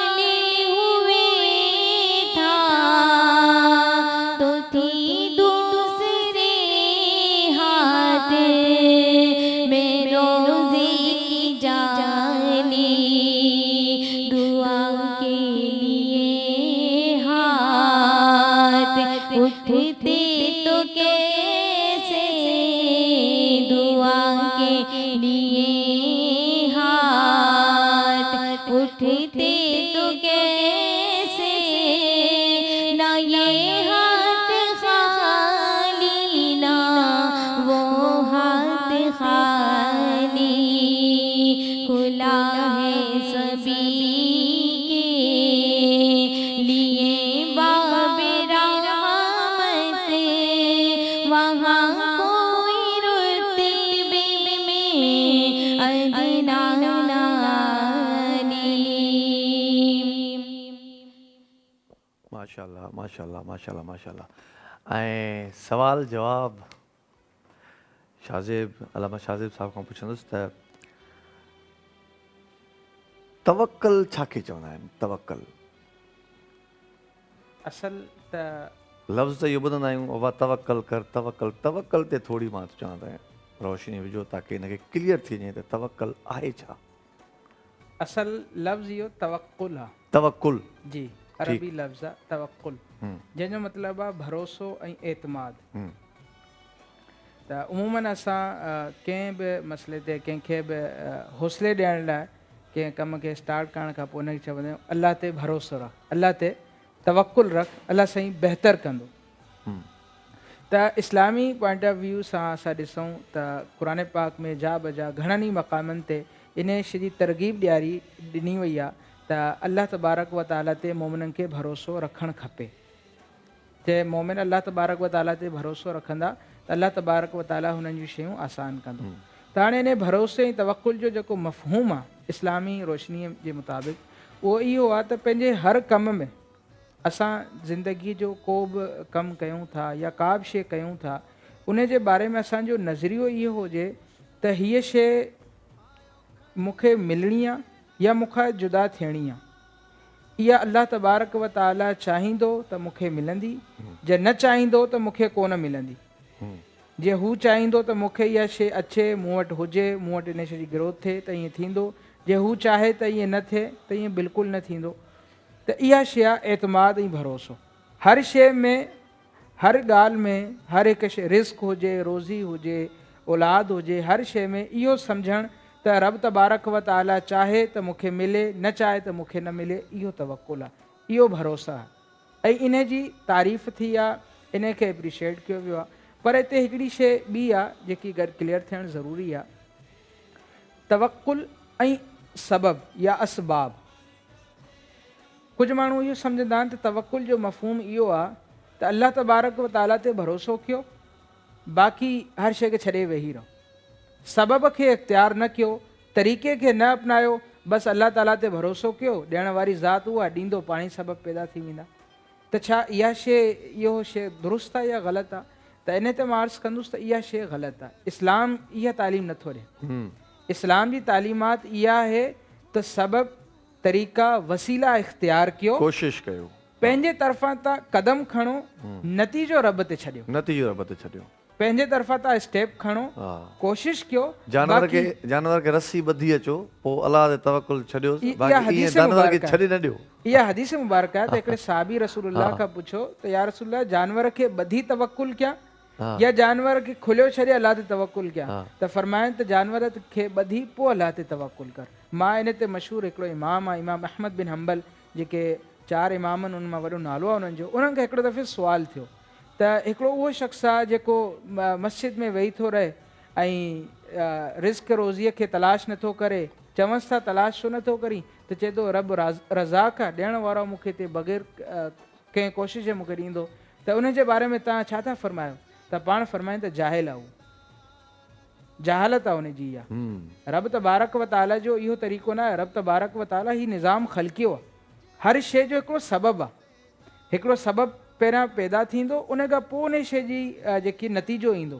त असांखे जेको हुकुम आहे तवक्कुल जे हवाले सां उहो इहो आहे त असां सबबु इख़्तियार कयूं, उन खां पोइ जेको रिज़ल्ट आहे उन नतीजो आहे उहो रब तबारक व ताला जे मथां छॾियूं। इहा ई दुरुस्त ऐं हक़ीक़त मफ़हूम आहे। तमामु ज़बरदस्त, बहितरीनु। नाज़रीन, अफ़्तार जो टाइम बि वेझो ईंदो पियो वञे ऐं थोरी देरि खां पोइ असां हिन वक़्तु ब्रेक बि वठंदासीं ऐं ब्रेक खां पोइ वरी मुड़ंदासीं। पर हिन बहितरीनु रमज़ान ट्रांसमिशन लाइ असां सां तावन कयो आहे Igloo ice cream, Nelson paints, Galaxy motorcycle, Quiz foods, Snow White, फॉर्मी soap, Milan food, Panda industry, Malka foods, Noor Mohammad, Halai, Dalda, Naseem मसाले, एनेक्स, फूड मस्ती, मुगलिया निमको, मुग़ल राइस वाने तावन सां ही बरकत रमज़ान ट्रांसमिशन असां पेश कयूं पिया। थोरी देरि खां पोइ असां ईंदासूं, काॾे बि न वञिजो, असां सां गॾु।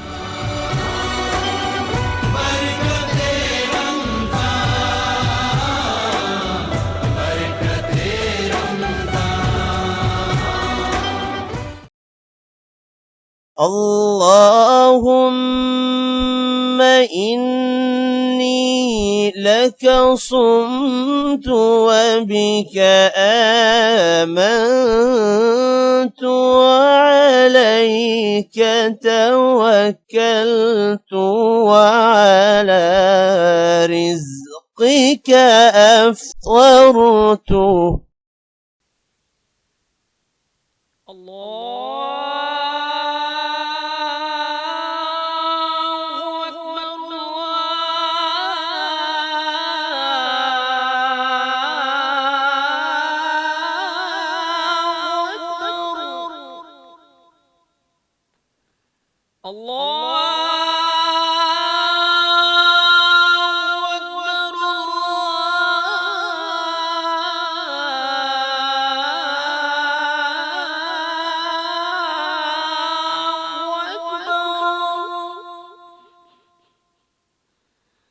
أشهد أن لا إله إلا الله.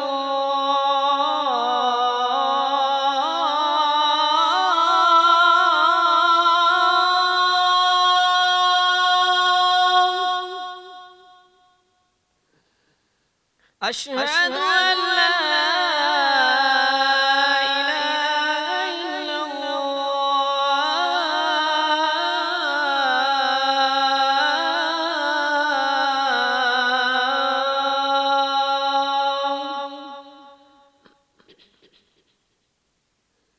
أشهد أن محمدا رسول الله.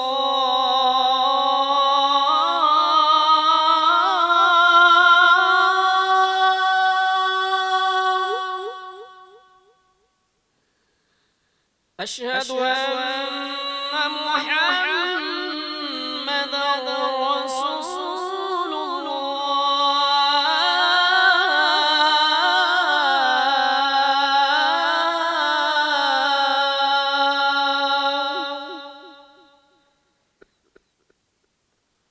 حي على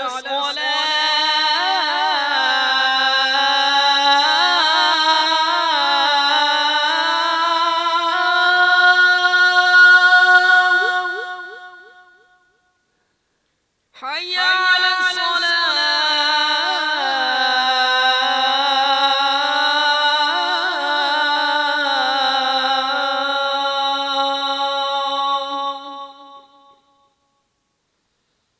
حي على الفلاح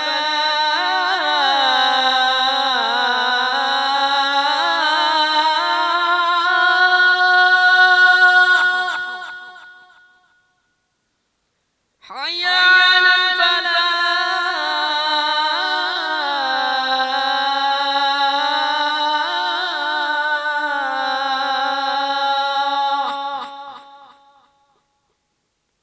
الله أكبر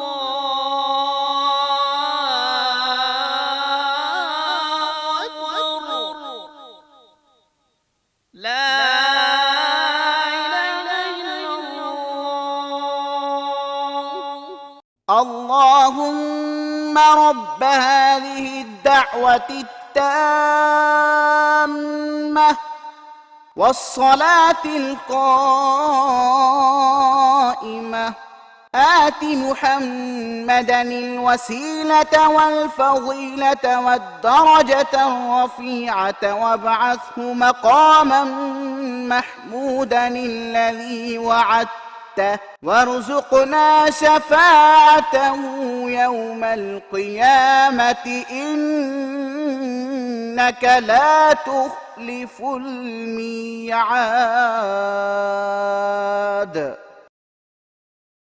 اے اللہ، اس دعوت کامل اور اس کے نتیجے میں قائم ہونے والی نماز کے رب، ہمارے آقا حضرت محمد صلی اللہ علیہ وآلہ وسلم کو وسیلہ، فضیلت اور بلند درجہ عطا فرما اور انہیں اس مقام محمود پر پہنچا دے جس کا تو نے ان سے وعدہ فرمایا ہے، اور ہمیں قیامت کے دن ان کی شفاعت سے بہرہ مند فرما، بے شک تو اپنے وعدے کے خلاف نہیں کرتا۔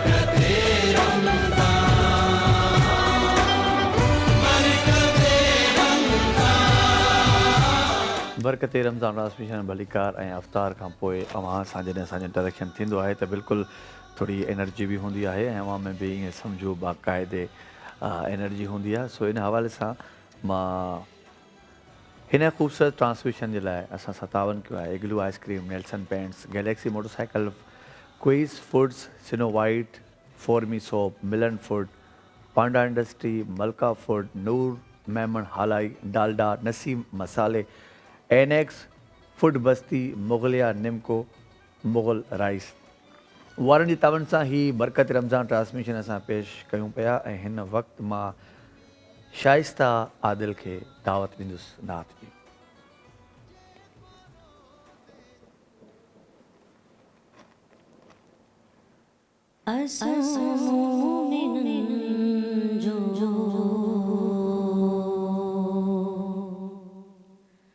सहारो नबिया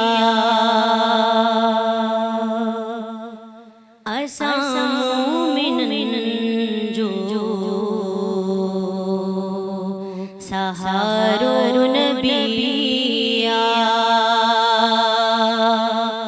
मोहम्मद बड़ी शान वारो नबिया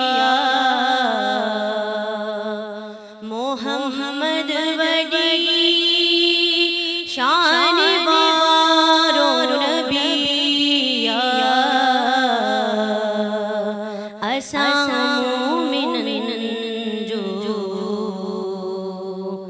सहारो नबिया मोहम्मद बड़ी शान वारो नबिया मोहम्मद बड़ी शान वारो नबिया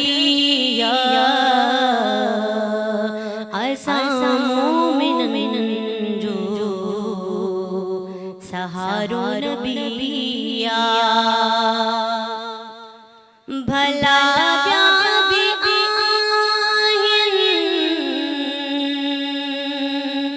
भला रो नबिया भला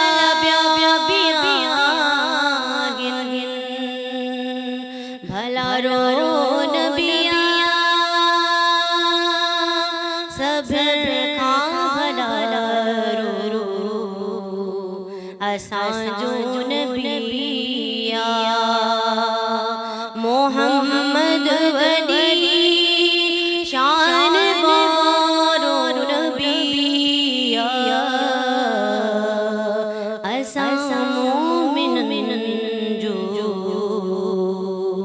सहारो नबिया दिनो दर्स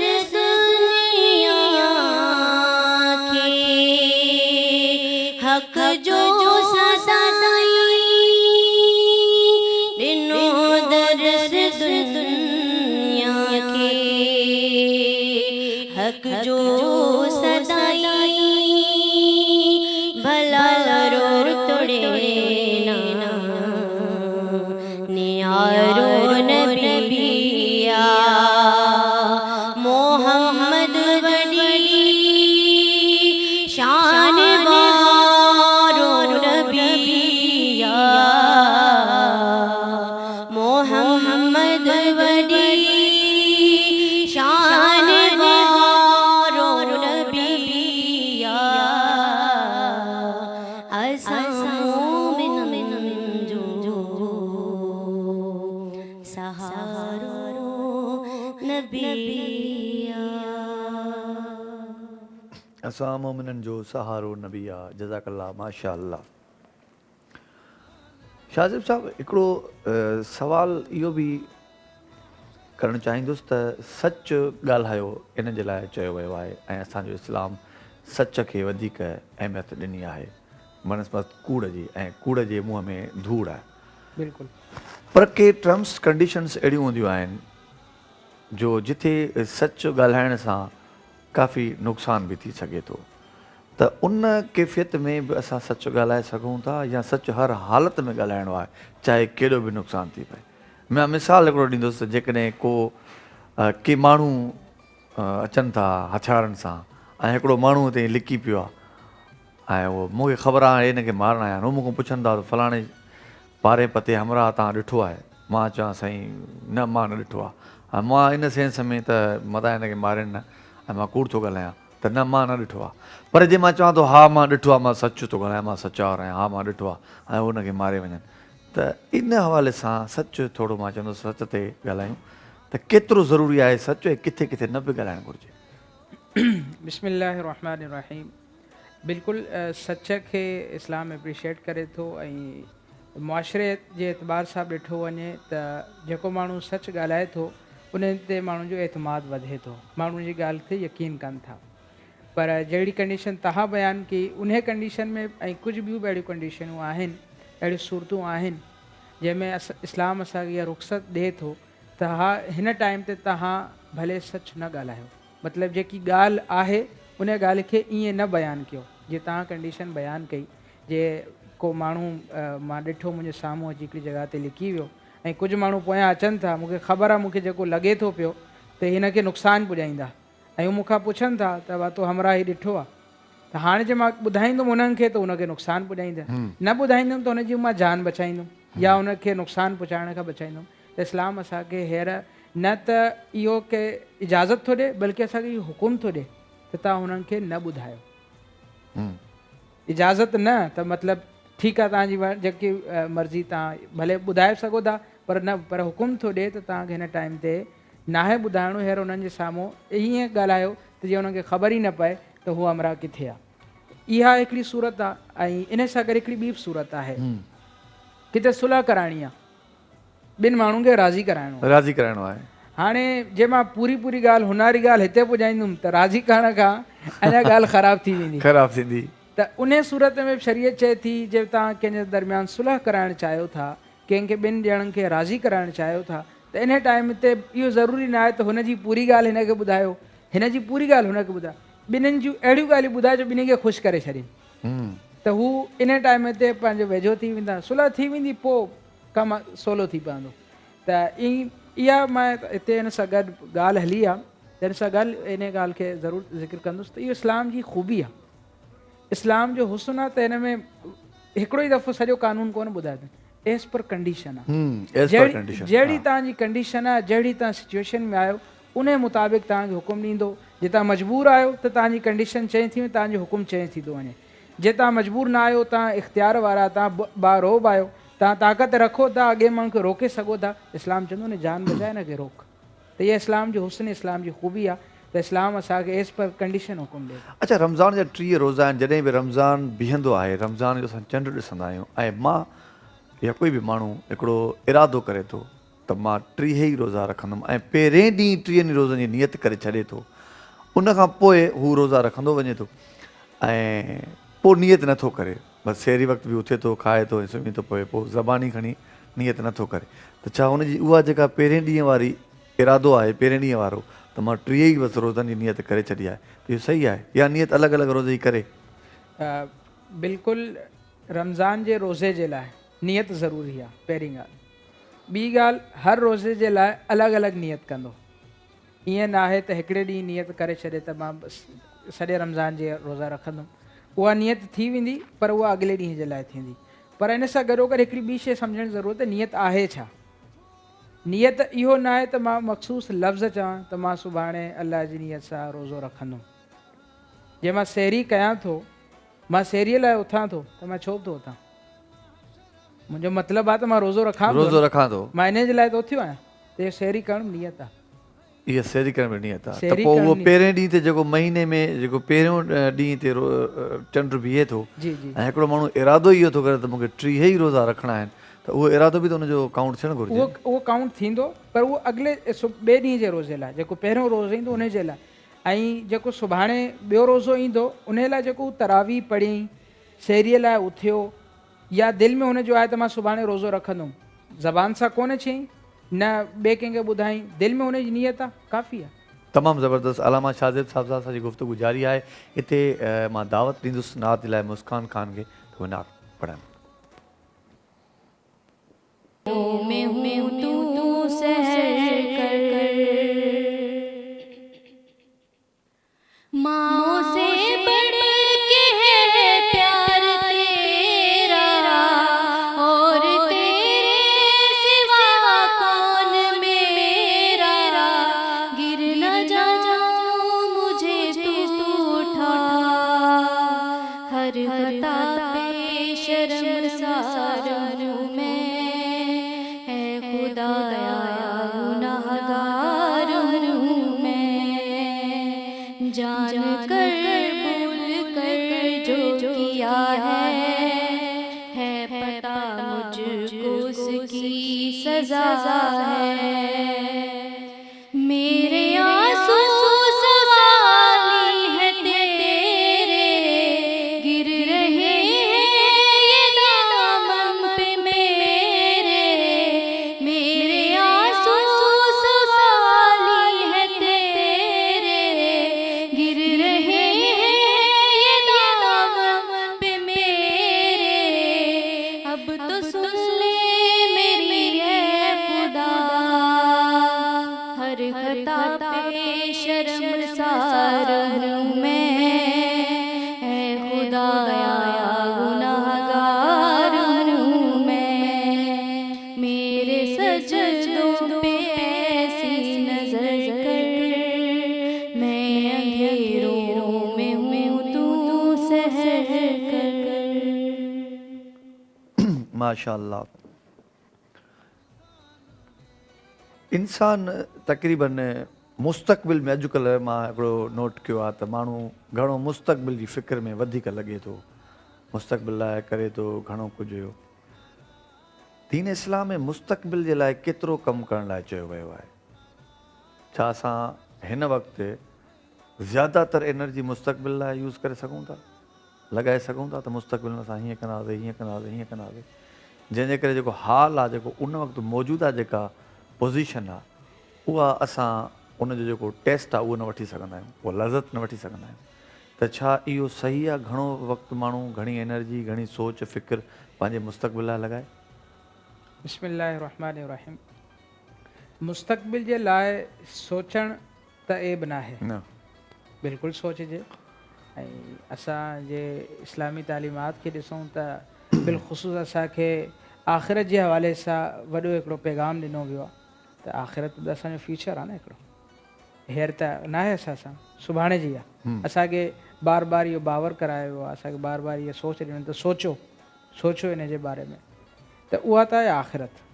जे दुनिया जे एतबार सां ॾिसूं असां त असां पंहिंजी सुभाणे जे लाइ, सुभाणे मां किथे हूंदुमि, अॻे साल मां किथे हूंदुमि, 5 सालनि खां पोइ मां किथे हूंदुमि, त उन जे हवाले सां सोचणु, उन जे हवाले सां पंहिंजी प्लैनिंग करणु, उन जे हवाले सां पंहिंजी ज़िंदगीअ खे मैनेज करणु तमामु सुठी ॻाल्हि आहे।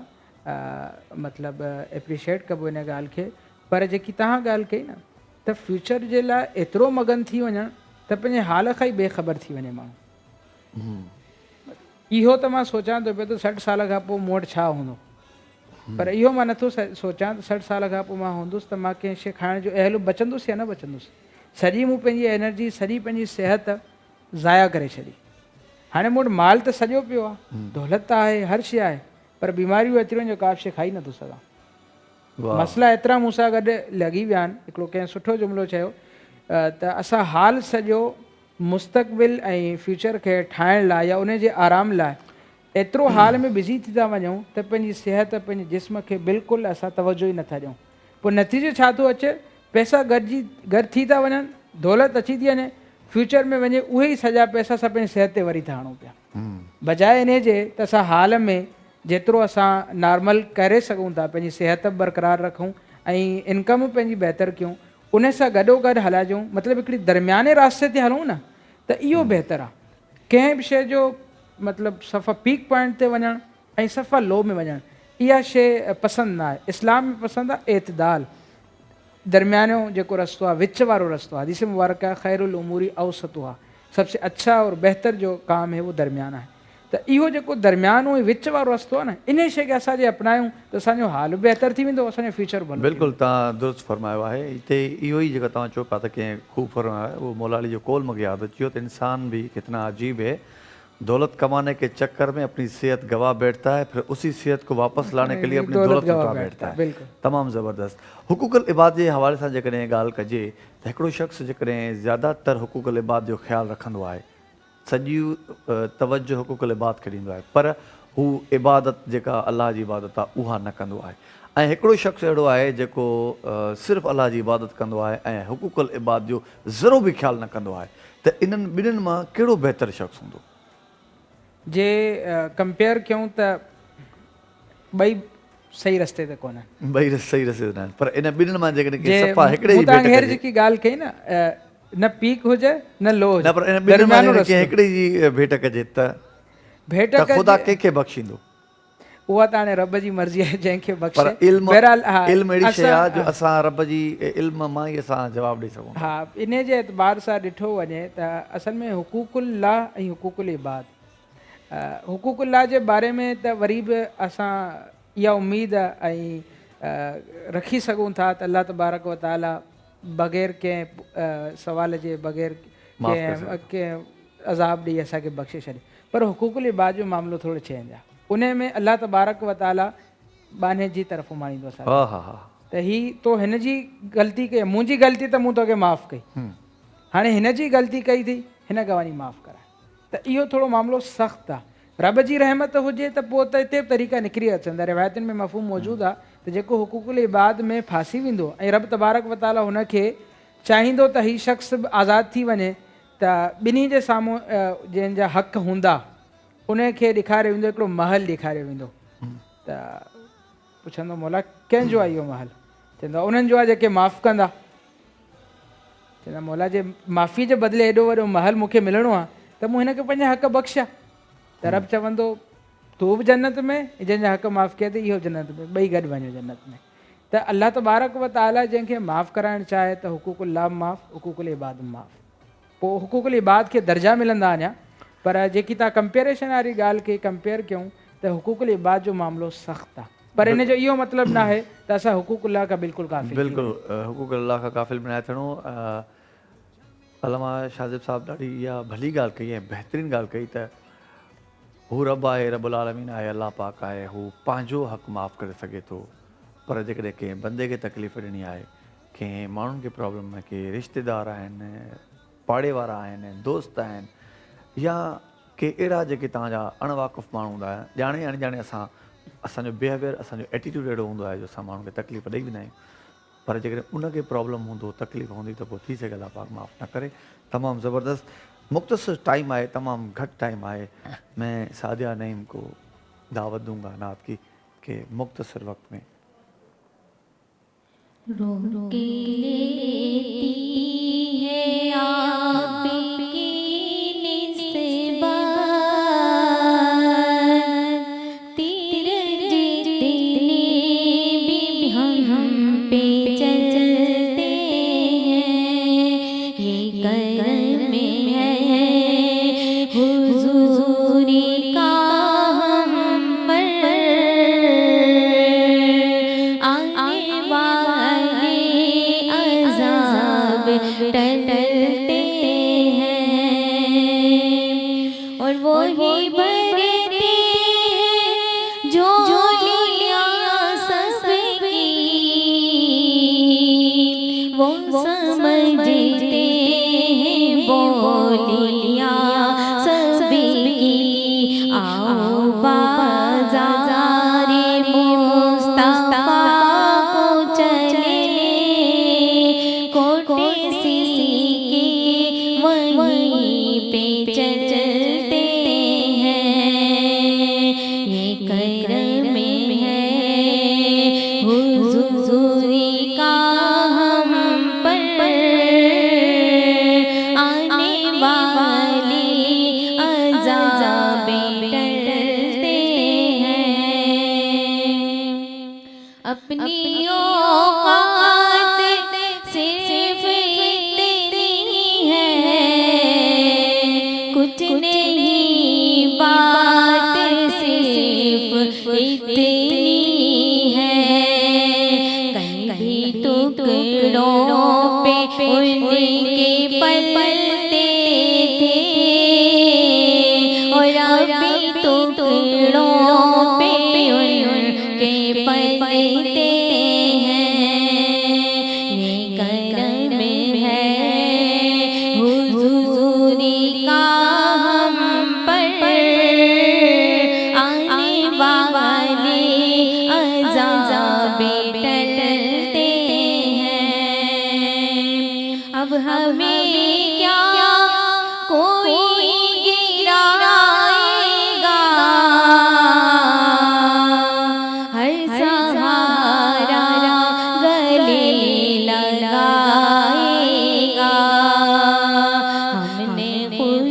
को गिरा लिया है वहाँ गिरने वाली जहाँ संभलते हैं हमने खुद को गिरा लिया है वहाँ गिरने वाली जहाँ संभलते हैं और घर वही मुश्किल मारे होते हैं खुद से हम किनारे होते हैं जिक्रे सरकार के हवालों से जिन घरों में चिराग जलते हैं रोक लेती है आपकी निस्बत तीर जितने भी हम पे चलते हैं। माशाल्लाह जज़ाकल्ला। तमामु ख़ूबसूरत वक़्तु गुज़री वेंदो आहे हिन बरकत रमज़ान ट्रांसमिशन में अवां सां असांजो इंटरेक्शन थींदो आहे ऐं जेके हिन महफ़िल में उलमाए दीन ऐं नात ख़्वां रौनक ऐं चार चंड लॻाईंदा आहिनि असांजे हिन ख़ूबसूरत ट्रांसमिशन खे यकीन कयो वाकई कंहिं शइ जो अहसासु न रहंदो आहे ऐं हिकु ॾाढो सुठो वक़्तु गुज़रंदो आहे।